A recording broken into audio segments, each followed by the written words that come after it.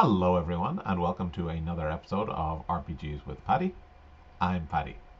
So in today's video we will be continuing with session 6 of the new Game Master month. And after a bit of a rules heavy session the last time, we're going to take it a little bit easier here, but flexing a different, more creative muscle. So we will be using our imagination today. Alright, let's head over to the website. So basically, it is up to you how much detail you want to put into your game and how much you want to prepare for it. It's always good to find the right balance between not preparing too much and obviously taking too much time and not being completely unprepared and scrambling at every question the players ask. So the website gives us 4 key areas we should have prepared for encounters. Some of these are not necessary. So the first one, a map, if the lay of the land matters. So often I find that it's not that essential. I usually play theater of the mind most of the time. Second one is the names of the important NPCs, the non-player characters involved, and maybe some notes on their appearance, personality, attitude, and their reactions to the characters. Number 3 is the game stats for any creature or NPCs the characters are likely to go up against. Whether this is in a fight, you want to know their combat stats, or in another contest, for example, an interpersonal skill, you might want to know what their persuade or deceive or perception skills are as well. And finally, the mechanisms and difficulties of any traps or environmental challenges present.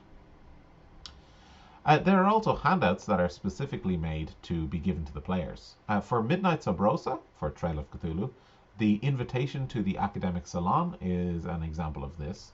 For A Rough Landing, the RuneQuest scenario, I don't think there is anything specifically meant to be given to the players.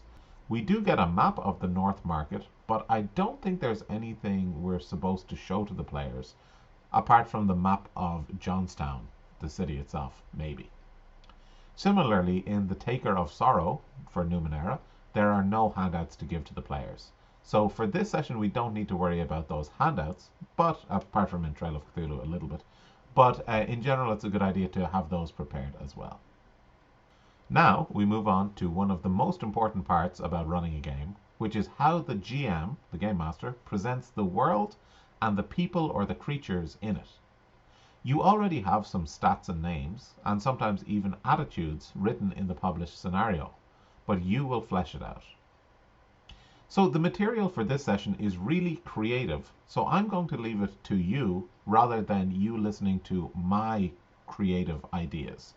It's good for you to flesh it out the way you want to do it.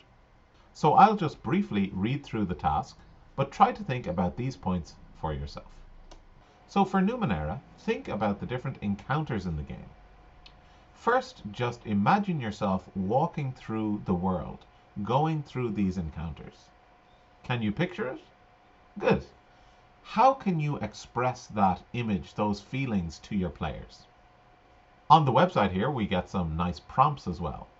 Think about the time of the day, the sounds and the smells, and how does that world setting change as you move from place to place, as encounter to encounter.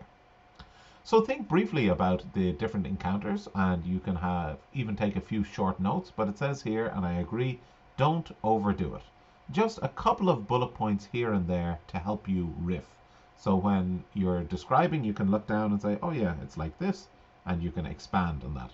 Or if a player asks a question, you can look down, oh yeah, it's like this. I don't think you're going to have everything memorized or everything ready for whatever they ask, but you've got a couple of notes just about the feeling of it. Also, it says to have a look at these 3 creatures, well, 2 creatures and 1 person, and these are the 3 that the players are most likely to come across during the game. They are the Murden, which is like a hag, the Teratoma, which is the special creature for this adventure, and Waymel, who is the kind of the leader of that town, the cause of all of this.